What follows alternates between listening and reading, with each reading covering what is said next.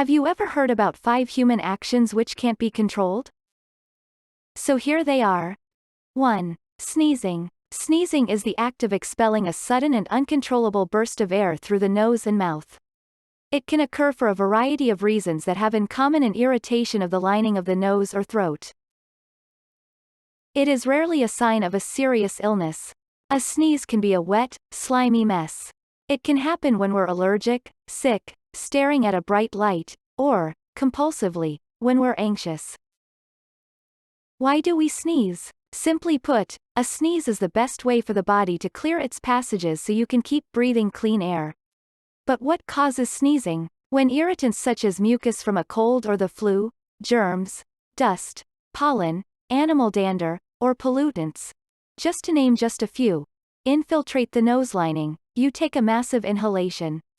Then the chest muscles tighten and pressure builds. The tongue pushes against the roof of the mouth, forcing breath to come out fast through the nose, and, achoo. Sneezing can be annoying, fun, and funny. About 1 in 4 people feel the need to sneeze when they look at a bright light.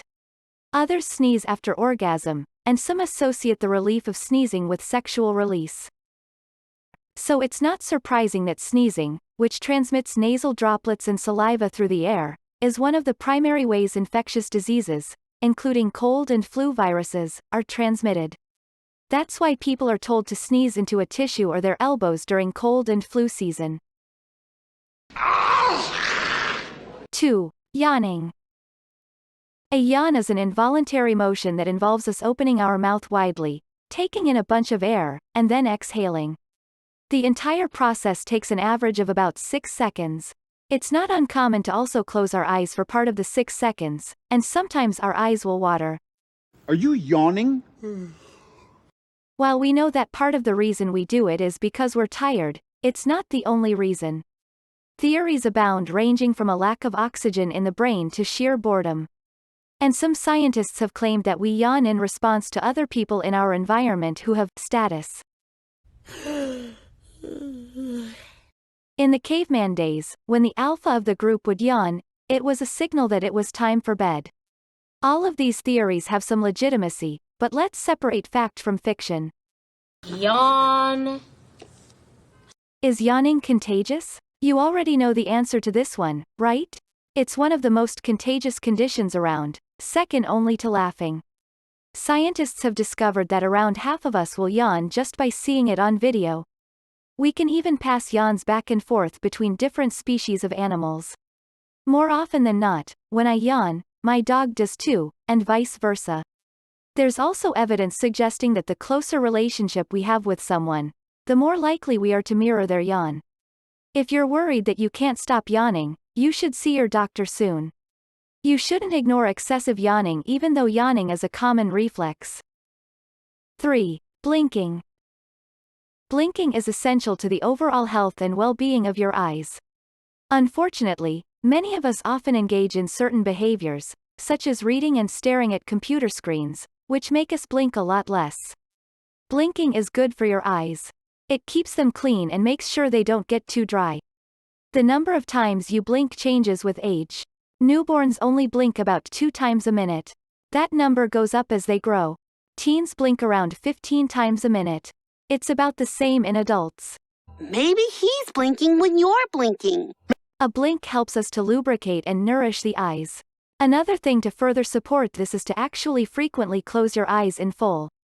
This will also give them a chance to really absorb the nourishments in your tear film, and to simply have a rest.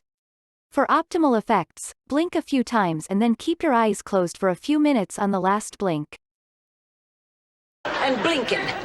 He's lying and twitching and blinking. You may think that blinking doesn't really do all that much for your overall health, but that is untrue. It is an action that may seem insignificant, but is actually vital to your overall health. The older we get, the less efficient our eyes will be, so it becomes even more important to blink regularly. 4. Burping.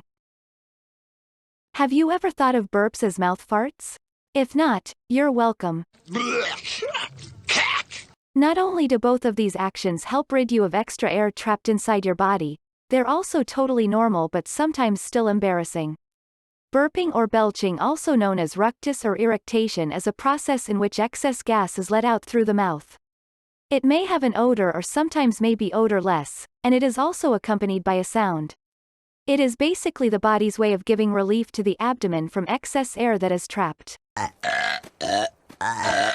A burp or belch can help ease an upset stomach. But if it happens often, it can be a sign of a health problem. If you burp a lot, it's probably time to find out why. Why does it happen? When you swallow your food, it goes through a tube called your esophagus and into your stomach. There your body uses acid, bacteria, and chemicals called enzymes to break it down into nutrients it uses for energy. If you swallow air along with your food, or if you drink something like a soda or beer that has bubbles in it, those gases can come back up through your esophagus. That's a burp. For humans, burping can be caused by normal eating processes, or as a side effect of other medical conditions. What causes it? Carbonated beverages and swallowing air are the most common reasons people burp. Most of the time, that gas doesn't make it to your stomach. Instead, it stays trapped in your esophagus until it comes back up. 5. Farting. Farting is a natural process. It involves the release of gases from the anus. When we eat, sometimes too much, our digestive system breakdowns the food that enters our stomach through several enzymes. There is some space filled with air and slowly converted into hot gases. Their gases need to be released from our body. You could not stop your farting completely but reduced to some extents. Is it bad if you fart a lot? Ultimately, releasing wind is a normal bodily function, one which the NHS describes as passing gas from the digestive system out of the back passage. Gases build up in the body when you both ingest food.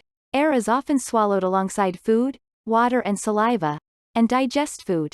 When gut bacteria digest nutrients, they produce hydrogen, methane and carbon dioxide, and these need to be got rid of by farting or burping. The average person farts 14 to 18 times per day, but you may not even be aware that you're doing it because wind is usually released in small quantities and it is typically odorless. But, if the gases in your body contain stinky components such as sulfur, then you, and anyone within a close proximity, are sure going to know about it. Who there called my name?